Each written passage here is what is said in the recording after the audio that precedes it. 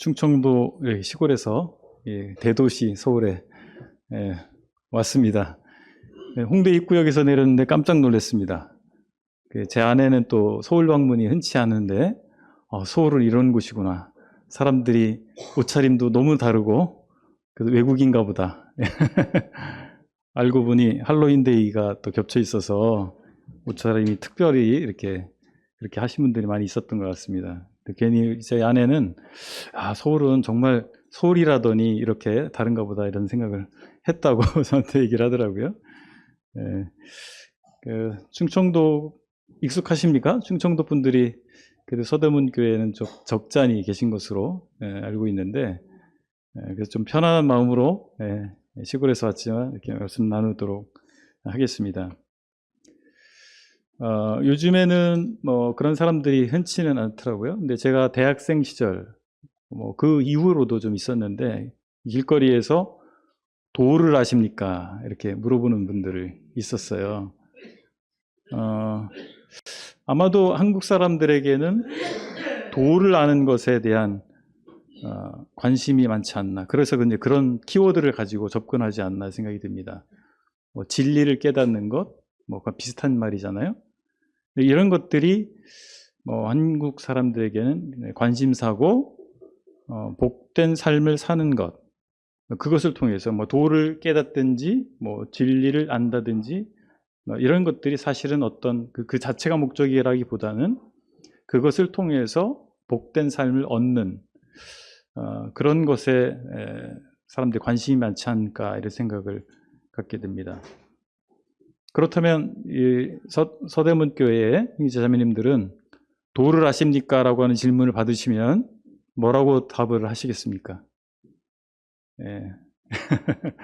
저는 대학 시절에 그런 질문을 하는 사람에게 그렇게 답을 했어요. 네, 저는 알고 있습니다. 도를 합니다. 하나님 나라 가는 길을 알고 있기 때문에 그런 대답을 했었는데, 왜냐하면 길이요 진리요 생명이신 예수 그리스도를 우리 만났기 때문에, 그분을 알고 있기 때문에 그렇게 말을 할 수 있다는 생각이 듭니다. 그런 면에서 우리는 과연 진리는 무엇일까라고 하는 것입니다. 성경에서 말씀하고 있는 진리, 그리고 예수 그리스도를 통해서 우리가 알게 된 진리, 그것은 무엇일까라고 하는 부분을 생각해 볼 필요가 있겠습니다. 일반적인 사람들이 생각하는 도를 깨닫는 것, 도를 아는 것, 진리를 깨닫는 것, 공통된 내용이 있습니다. 뭔가 아는 것입니다. 모르던 것을 알게 되는 것, 깨우치는 것, 깨닫는 것, 이렇게 표현을 하고 있습니다. 그렇다면 과연 우리가 알고 있는, 우리가 믿고 있는 진리라고 하는 것이 그냥 단순한 깨달음의 수준일까? 어떤 몰랐던 사실을 이해하는 정도의 수준일까라고 하는 것입니다. 초대 그리스도인들에게도 바로 이 진리에 관한 문제가 도전이 되었던 중요한 이슈였습니다. 오늘 이 부분에 대해서 오늘 4시간 제가 말씀 부탁받았는데, 첫 번째 시간은 진리의 시험지 사랑이란 제목으로 요한일서 2장 7절로 17절의 말씀을 나누길 원합니다. 요한일서를 펴시고요. 요한일서 2장, 오늘의 본문은 7절로 17절입니다. 먼저 제가 7절부터 11절까지를 제가 읽도록 하겠습니다. 요한일서 2장 7절부터 11절까지 제가 읽겠습니다. 사랑하는 자들아, 내가 새 계명을 너희에게 쓰는 것이 아니라 너희가 처음부터 가진 옛 계명이니, 이 옛 계명은 너희가 들은 바 말씀이거니와, 다시 내가 너희에게 새 계명을 쓰노니 그에게와 너희에게도 참된 것이라. 이는 어둠이 지나가고 참빛이 벌써 비침이니라. 빛 가운데 있다 하면서 그 형제를 미워하는 자는 지금까지 어둠에 있는 자요, 그의 형제를 사랑하는 자는 빛 가운데 거하여 자기 속에 거리낌이 없으나, 그의 형제를 미워하는 자는 어둠에 있고 또 어둠에 행하며 갈 곳을 알지 못하나니, 이는 그 어둠이 그의 눈을 멀게 하였음이라. 오늘 첫 번째 시간에 진리의 시험지 사랑이라고 하는 제하에 나누길 원하는 첫 번째 주제는 우리가 받은 계명은 사랑이다라고 하는 것입니다. 우리가 믿고 있는 진리, 기독교 신앙에서 말하는 진리는 형이상학적 추론이 아닙니다.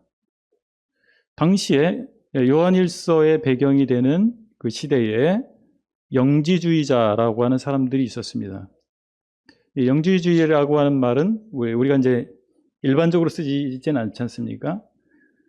이 사람들이 생각하는 구원은 특별한 지식을 깨닫는 것을 구원이라고 주장을 했고, 자기들만이 그런 특별한 지식을 소유하고 있다라고 주장을 했습니다. 이런 사람들이 교회 안에서 많은 교리적 문제뿐만 아니라 삶의 문제를 일으켰습니다. 사도 요한은 이런 문제를 바로잡기 위해서 서신을 쓰게 됐는데 그 중에 하나가 바로 요한일서입니다. 영지주의자들은 자기들이 가르치는, 자기들이 주장하는, 자기들이 설파하는 것이 매우 새로운 것이다.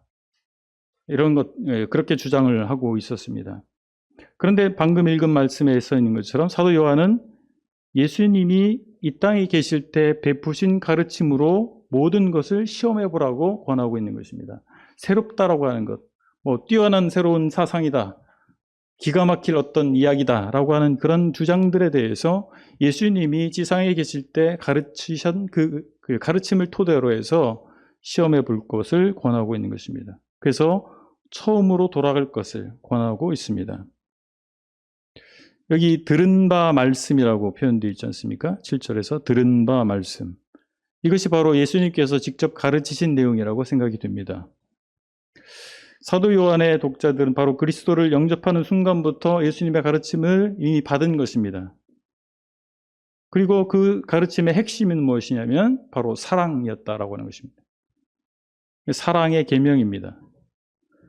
그것은 뭔가 생소한 것이 아니고 새로운 것이 아니었습니다. 이미 예수님께서 가르치셨고 삶을 통해 보여주신 가르침의 핵심이었다라고 하는 것입니다. 앞서 말씀드린 것처럼 영지주의자들은 아는 것이 구원이다라고 주장을 했습니다. 그것이 복음이라고 주장을 했습니다. 근데 주님께서는 레위기 19장 18절에 이런 말씀이 있습니다. 내 이웃 사랑하기를 내 자신과 같이 사랑하라. 이 말씀을 수준을 높이셔서 내가 너희를 사랑한 것 같이 너희도 서로 사랑하라 라고 가르쳐 주셨습니다. 믿는 사람, 예수 그리스도를 만난 사람들은 빛 가운데 있습니다. 그 표지가 무엇입니까? 우리가 빛 가운데 있다라고 하는, 예수 그리스도를 만난 사람들이 빛 가운데 있다라고 하는 표지가 무엇입니까? 그것은 바로 사랑한다라고 하는 것입니다. 진정한 깨달음, 진리에 대한 진정한 깨달음은 사랑으로 나타나기 마련입니다. 바로 이 사랑의 계명은 예수님께서 육체 가운데 인간으로 오신 이 예수님께서 인간의 삶을 사시면서 보여주신 것입니다.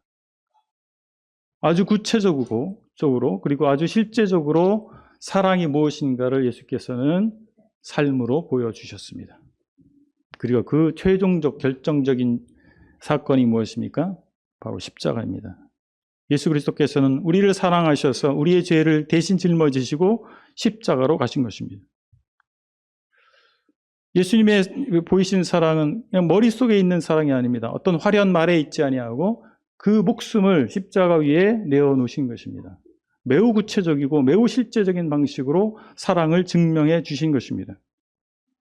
그 예수님을 만난 사람들은 그 예수님을 체험하게 됐기 때문에, 그 사랑을 체험했기 때문에 그 사랑이 그의 삶 가운데에서도 구체적이고 실제적으로 나타나게 마련이다라고 하는 것입니다.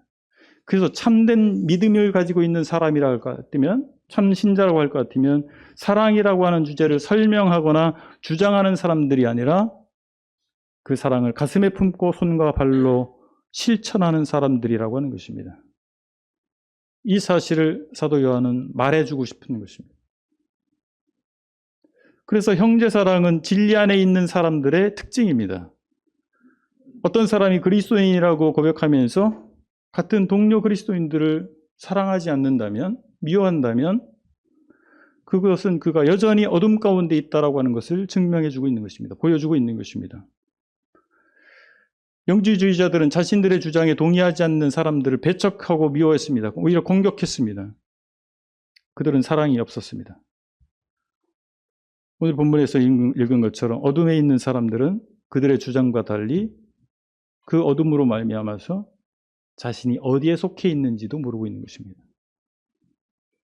결국 그 방향을 잃고 사는 것이죠. 어디로 가야 할지 모르는 것입니다. 그래서 스스로도 방황하는 그런 삶을 살고 있는 것입니다. 뭔가 깨달은 것 같고 명석한 말을, 화려한 말을 하고 있지만 정작 그의 삶은 불투명한 가운데서 어디로 가는 것이 옳은지 모르고 있다라고 하는 것입니다.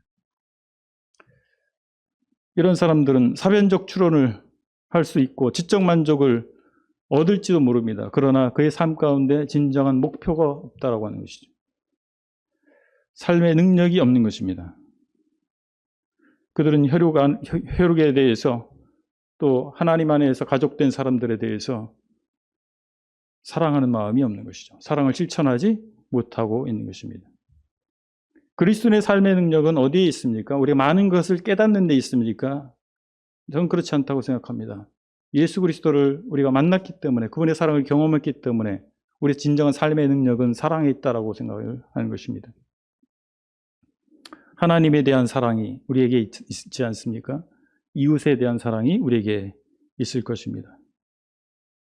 바로 그것이 우리의 삶의 원동력이 되고 우리 사역의 원동력이 되어야 마땅할 것입니다. 어떤 분야의 전문가가 된다 할지라도, 어떤 기술적인 능력이 세월이 지나면서 나아진다 할지라도 그 안에 사랑이 없다면 그것은 마치 뻥튀기 과자와 같습니다. 중국 호떡이라고 합니다. 예. 크기가 굉장히 커요. 근데 딱 잡는 순간, 부스러뜨리는 순간 그 속에 아무것도 없다는 것을 알게 되지 않습니까?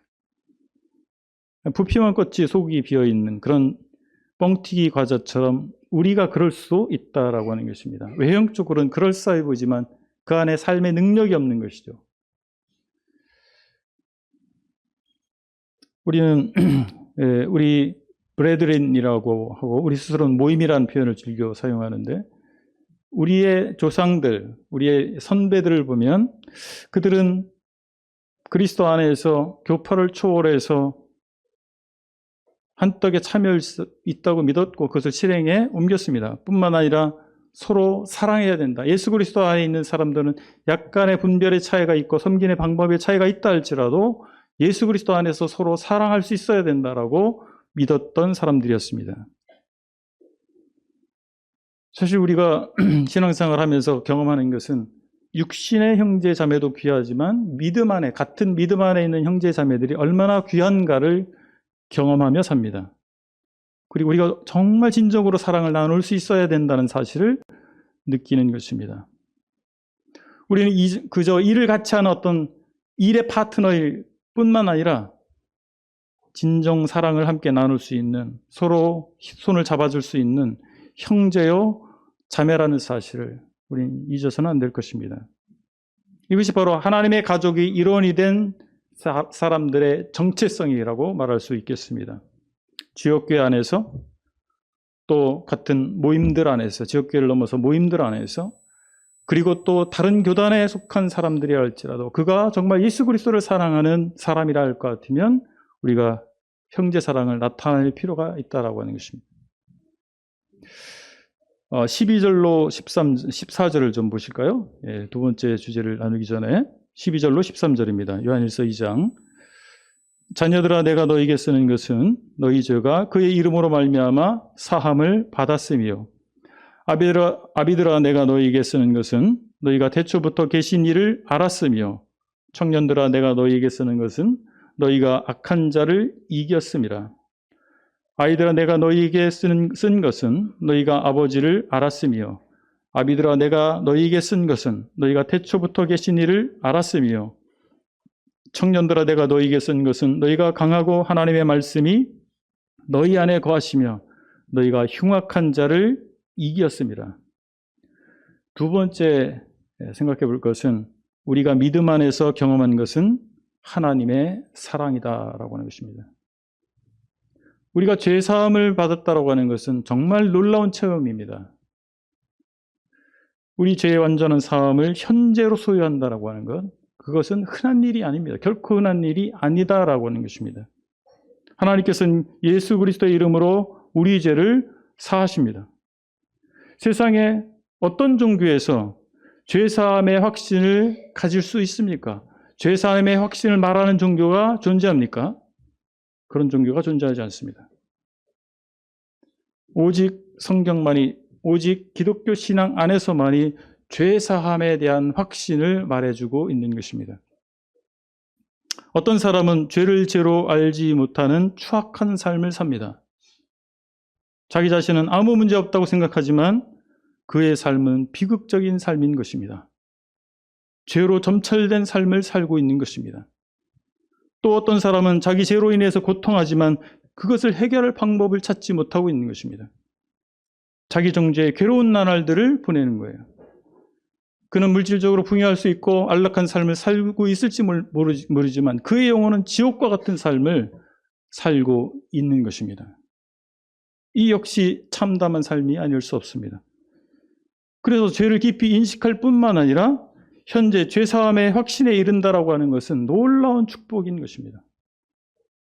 저와 여러분들이 죄사함의 확신을 가지고 있다 할 것 같으면 우리는 정말 이 세상 70억 인구 가운데서 아주 특별한 경험을 하고 있는 사람이라는 사실입니다.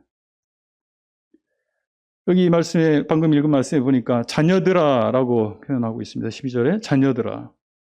아마도 이 자녀들이라고 하는 표현을 볼 때 이 기독교 신앙을 갖게 된 사람이거나 아직 신앙이 미숙한 사람들을 지칭하는 말로 보입니다. 사도 요한은 그들이 예수 그리스도의 구속으로 말미암아 죄사함을 받았다고 확신시켜주고 있는 것입니다. 신앙의 초기 단계에서 우리에게 필요한 것은, 그 단계에 있는 사람들에게 필요한 것은 무엇입니까? 죄사함의 확신입니다. 저도 신앙의 초기 단계에서 그 부분이 흔들렸던 기억이 있습니다. 죄사함의 확신, 우리를 세워줍니다. 우리가 앞으로 나아갈 수 있게 하는 것입니다. 그것이 흔들리고 있다면 우리는 제대로 서 있을 수가 없을 것이고 앞으로 나아갈 수가 없는 것입니다. 그러면 죄사함은 무엇입니까? 하나님 사랑의 내적인 체험이라고 말할 수 있습니다. 우리가 죄사함을 깨닫게 되는 것, 죄사함을 인지하게 될 때 동시에 우리의 마음에 드는 감정은 무엇입니까? 하나님의 사랑에 대한 느낌입니다. 체험입니다. 하나님께서 나를 이처럼 사랑하셨구나. 그것과 죄사함은 뗄래야 뗄 수 없는 것입니다. 그래서 우리는 평안과 기쁨을 맛보게 되는 것이죠. 저는 복음을 전할 때 결심 단계에 가서 아주 유사한 고백을 듣고 있습니다. 마음이 어떠세요? 네, 편해졌어요. 평안해졌습니다. 왜 그런 평안이 옵니까? 죄사함으로 말미암아 오는 것입니다. 하나님의 사랑이 경험되는 것입니다. 그렇기 때문에 그런 사람은 누가 시켜서가 아니고 하나님을 위한 삶을 이제 살기 시작하게 된다라고 하는 것입니다. 하나님을 위해서 헌신하게 된다라고 하는 것입니다. 자원해서 헌신하게 되는 것입니다. 여기 14절에 보면 이제 아비드라라고 얘기를 합니다. 아비드라, 내가 너에게 쓰는 것은 너희가 태초부터 계신 일을 알았으며. 아비드라, 내가 너에게 쓴 13절이고 14절에서는 아비드라, 내가 너에게 쓴 것은 너희가 태초부터 계신 일을 알았으며. 유일하신 창조주를 믿는 종교는 몇 개가 있습니다. 기독교, 우리가 믿고 있는 기독교, 또 유대교, 이슬람교. 유일하신 창조주를 믿는 종교입니다. 그러나 예수 그리스도께서 하나님의 아들이심을 믿는 종교는 기독교가 유일합니다. 기독이라고 하는 표현이 그리스도라고 하는 단어를 한자로 표기한 것입니다. 그래서 기독교는 그리스도교입니다. 예수 그리스도께서 하나님이라고 하는 것을 믿는, 하나님이시라고 믿는 종교, 그것이 기독교이기 때문에 그렇습니다.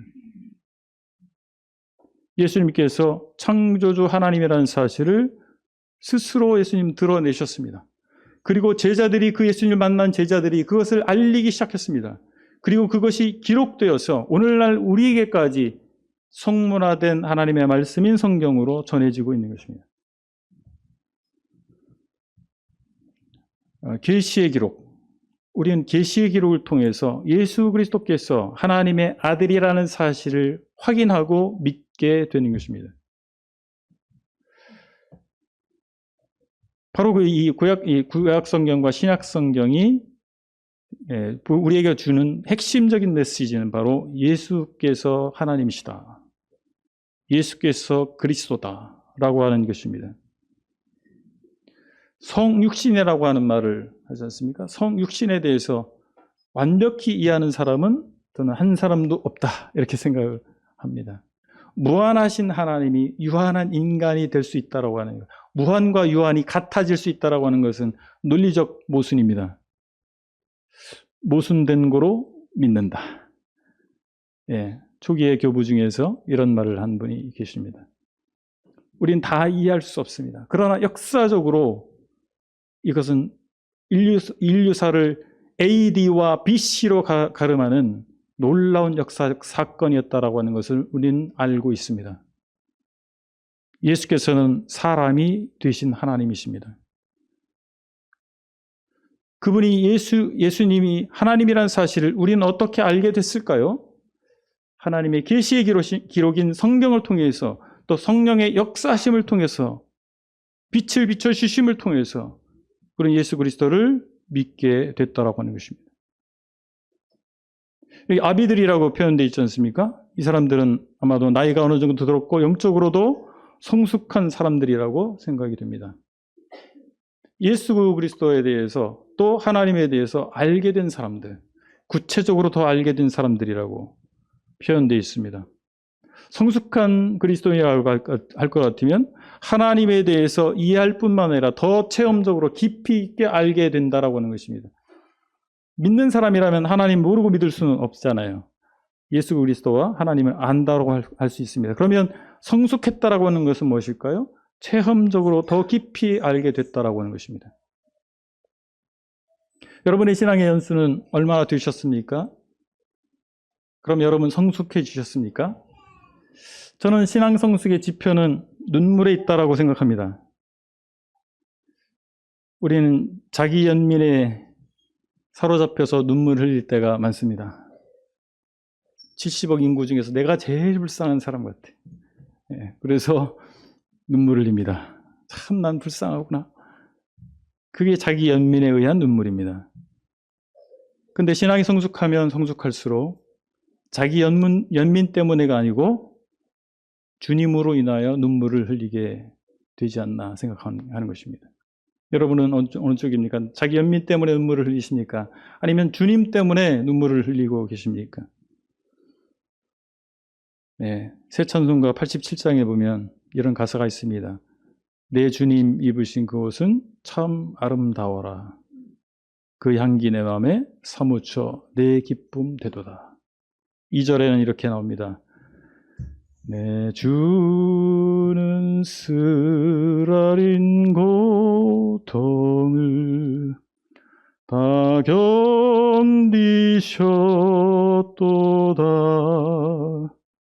주 지신 십자가 대할 때 나 눈물 흘리네.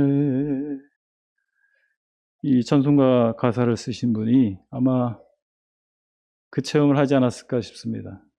주님의 십자가를 봤을 때 눈물이 나는 것이죠. 나를 위해서 사람이 되어 오신 예수님, 목수의 아들로 오셔서 결코 부유하지 않은 삶을 사시다가 내 모든 죄를 짊어지시고 십자가에 달리셔서 그 모진 순환과 고난을 받으신, 그 부끄러움을 받으신, 그러나 항변하지 아니하시고 그 죽음의 길을 가신 그 예수님을 생각할 때 눈물이 나지 않겠습니까? 복음 안에서 또한 우리는 악한 세력, 마귀를 이기는 경험을 하게 됩니다.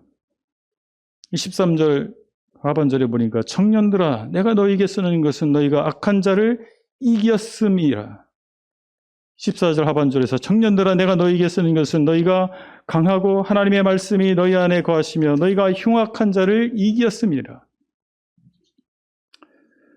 세상에 큰 영향력을 끼치는 사람 중에서 적지 않은 사람들이 자기 안에 있는 악한 욕구에 무너져 내리는 모습을 우리는 봅니다. 그런 사람들이 정치인일 수도 있고요, 학자일 수도 있고 기업인일 수도 있습니다. 그래서 지혜자는 노하기를 더디하는 자는 용사보다 낫고 자기 마음을 다스리는 자는 성을 빼앗는 자보다 나으니라 라고 말씀하고 있습니다. 참으로 자기 마음을 다스리기가 얼마나 어려운지 모릅니다. 물건을 이쪽에서 이쪽으로 옮기는 것은 너무나 쉬운 일이고 바다를 메우는 것은 생각보다 어렵지 않습니다. 현대 과학기술이 볼 때, 과학기술 측면에서 볼 때. 그러나 우리 마음, 내 마음을 움직이는 것은 너무나 어려운 일입니다. 내 마음을 다스리는 것은 너무나 어려운 일입니다. 악한 세력은 그래서 우리 마음에 송사합니다. 그리고 우리 마음에 심겨져 있는 이 악한 욕구를 사용하여서 우리를 무너뜨리고자 하는 것입니다. 그러나 우리에게는 어떤 소망이 있습니까? 예수 그리스도를 우리가 믿게 될 때 그의 거룩한 영이 내 안에 들어오시는 것입니다. 성령이 내 안에 들어오셔서 내주하심으로 말미암아 우리를 붙들어 주시고 우리에게 거룩한 소원을 주시고 우리가 연약과 부족 속에서도 하나님 나라를 향해 갈 수 있도록 하시는 것입니다. 바울은 이와 관련해서 하나님께 기도하라고 권면합니다. 빌립보서 4장 6절 7절에서 이렇게 권하고 있습니다. 아무것도 염려하지 말고 다만 모든 일에 기도와 간구로 너희 구할 것을 감사함으로 하나님께 아뢰라.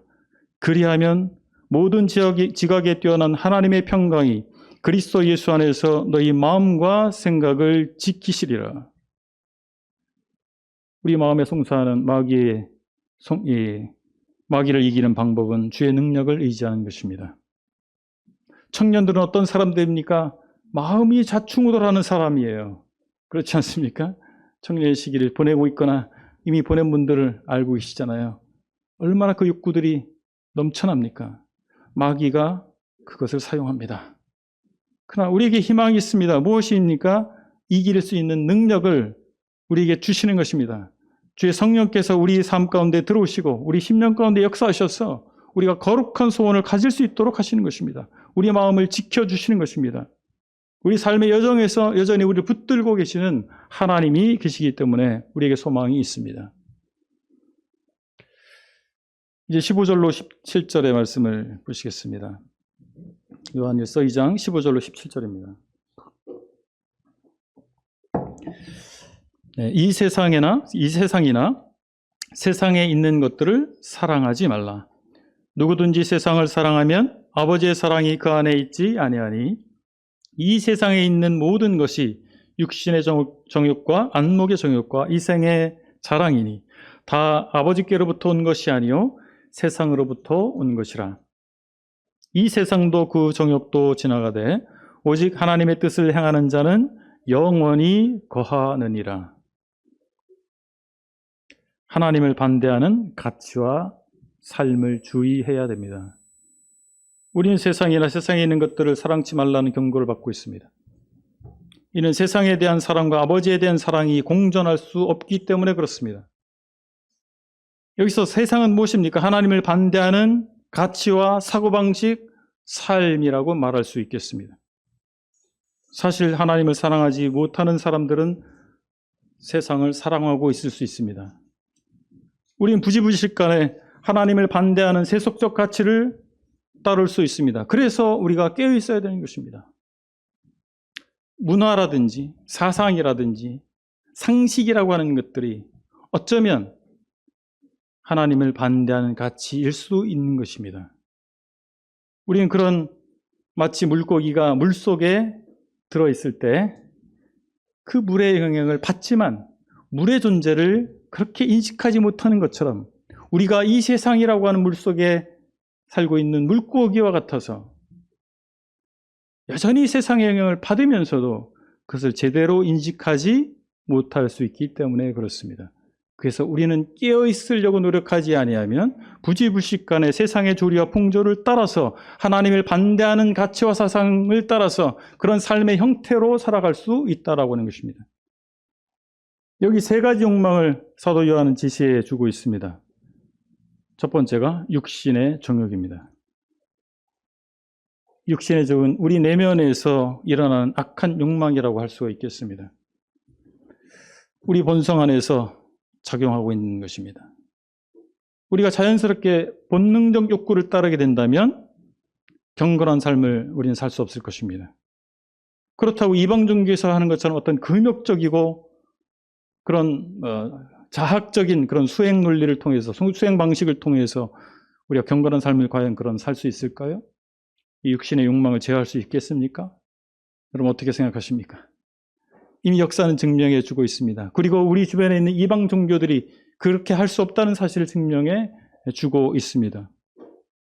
그래서 금하고 학대하는 것이 아니라 우리는 제어할 수 있어야 된다는 사실입니다. 잘 다루는 것입니다. 마치 물과 불이 바운더리 안에 있을 때는 유용한 도구가 될 수 있지만 그 바운더리를 한계를 벗어나면 재앙이 되는 것과 같이 우리에게 있는 것들이 그 욕구에 대해서 잘 제어할 수 있어야 됩니다. 그렇게 훈련 받아야 되는 것입니다. 물이 강물을 벗어나면, 강물이라고 하는 그 물줄기를 벗어나면 어떻게 됩니까? 홍수라고 하죠. 불이 가스레인지 안에 있으면 밥을 하고 국을 끓이고 찌개를 끓이고 튀김 요리를 할 수 있는 좋은 도구가 되지만 가스레인지를 벗어났을 때 화재라고 합니다. 그런 것들이 우리 안에 있다라고 하는 것입니다.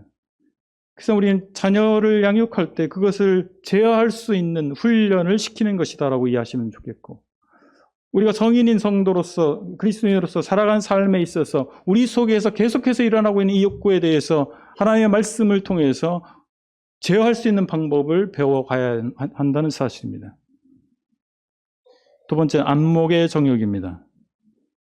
이것은 눈으로 보는 것에서 일어날 수 있는 악한 욕망에 대한 이야기입니다. 보기에 좋은 것들이 우리의 마음을 움직입니다. 견물생심이라고 하지 않습니까? 여자들이 큰 것을 바라지 않는다. 형제님들 알고 계십니까? 큰 걸 바라지 않으신대요. 작은 거, 그리고 반짝거리는 거. 그거 좋아하시잖아요. 그걸 좋아하는 게 악일까요? 그 자체는 악이 아닐 것입니다. 이 안목의 정욕도 역시 우리는 조절이 필요한 것입니다. 무조건 금한다고 가능해질까요? 경건한 삶을 살 수 있을까요? 교회 역사 가운데서 수도원 운동이 막 일어났던 시기가 있었습니다. 모든 것으로부터 단절하는, 그것을 통해서 경건한 삶을 살고자 하는 노력이었습니다. 다 실패했습니다. 역사가 증명해 주고 있습니다. 역시 절제가 필요한 것입니다. 세 번째가 이생의 자랑입니다. 이것은 무엇입니까? 꼭 자기 과시와 자기 영광을 바란 거룩하지 못한 욕망입니다. 뽐내며 자랑하고 싶은 마음. 누구에게나 있어요. 이뻐 보이고 싶고, 멋있어 보이고 싶고, 훌륭해 보이고 싶고, 능력 있어 보이고 싶고, 가진 것처럼 보이고 싶고, 그렇지 않습니까? 네, 누구에게나 있는 것입니다. 보여주고 싶은, 자랑하고 싶은 욕망입니다. 생존의 필요가 채워지지 않으면 그런 욕망이 나타나지가 않습니다. 당장 먹고 살 거 떼거리가 없는데 무슨 자랑하고 싶은 게 있겠어요. 근데 생존에 필요한 것들이 채워지면 그 다음부터는 이제 인정받고 싶은 욕구가 나오게 되는 것입니다.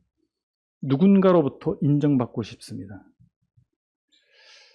바로 이런 것들은 영적인 면에서도 나타날 수 있습니다. 사역적인 측면에서 우리 교회에서 다양한 방식으로 사역에 참여할 수 있습니다. 사역을 하면서도 뭔가 인정받고 싶은, 영광받고 싶은 그런 욕구들이 불쑥불쑥 솟아나는 게 우리입니다. 제가 전임 목회를 한 지 15년이 됐거든요.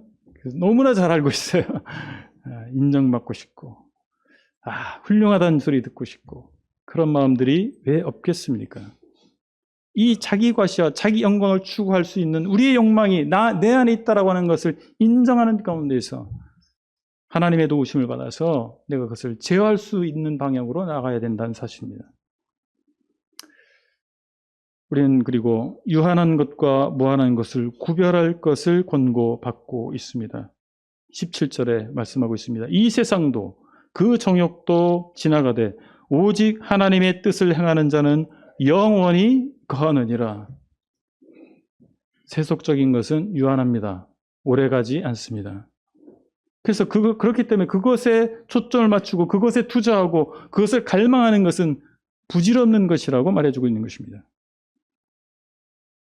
하나님의 뜻을 행하는 신자는 영원에 살 것이기 때문에 영원한 것에 가치를 둘 것을 권해주고 있는 것입니다. 거짓 교사들이 가르치고 있는, 영지주의자들이 가르치고 있는 그들의 철학과 그들이 지식이라고 하는 것들은 유한한 것에 지나지 않는다라고 말해주고 있는 것입니다. 매우 제한적인 것이라고 얘기해주고 있는 것입니다. 그것이 우리 지적 만족을 주는 것 같고 매력적으로 다가올 수 있습니다. 특별히 지적인 추구가 있는 분들은 이 부분을 조심하시기 바랍니다. 만족을 주는 거예요. 지식에 대한 탐구, 학문을 연구하는 것, 그것은 우리 지적인 만족을 주는 것입니다.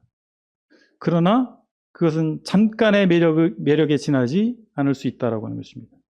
영원한 것이 아니다라고 하는 것입니다. 이 세상과 그 정욕은 다 지나가 버립니다. 파산할 은행에 투자할 사람은 없을 거예요. 그 은행이 파산할 것을, 그 기업이 부도가 날 것을 알고 그 주식을 사지는 않을 것입니다. 그러나 이 세상에 존재하는 모든 것은 유한하다는 사실을 성경은 우리에게 알려주고 있습니다. 곧 무너질 건물 안에서 의자를 정돈할 사람이 없지 않겠습니까? 지혜로운 사람들은 사라져버릴 세상을 위해서 살지 않을 것입니다. 영원하신 하나님의 뜻을 따르는 것은 영혼에 속한 사람의 모습이다라고 하는 것입니다. 첫 번째 시간 교훈을 정리하겠습니다. 우리가 진리를 깨달았다고 말할 수 있다면 우리 안에 중대한 변화가 있을 것입니다. 그것은 무엇입니까? 사랑입니다. 하나님을 사랑하게 될 것입니다. 예수 그리스도를 사랑하게 될 것입니다. 그분이 사랑한 그리스도인들을 사랑하게 될 것입니다. 그분이 여전히 손 내밀고 있는, 멸망을 향해 가고 있는 이웃을 사랑하게 될 것입니다. 그리고 영혼의 가치를 사랑하며 추구할 것입니다. 내가 현재 사랑하는 것이 무엇인지 생각해 보시기 바랍니다. 형제자매님들이 소중히 여기는 것, 사랑하는 것이 무엇입니까? 그 대상이 사람이든 물건이든 어떤 무형적인 가치든 내가 사랑하고 있는 것이 무엇인지 생각해 보시기 바랍니다. 우리가 올바른 신앙 안에 있다면, 우리가 예수 그리스도를 통해서 나타난 하나님의 사랑을 체험했다면 우리는 하나님에 대한 사랑과 이웃에 대한 사랑을 품고 살아가게 될 것입니다. 그리고 그 사랑은 말과 이론에 머물러 있지 않고 실제적인 것으로 나타나게 될 것입니다. 기도하시겠습니다.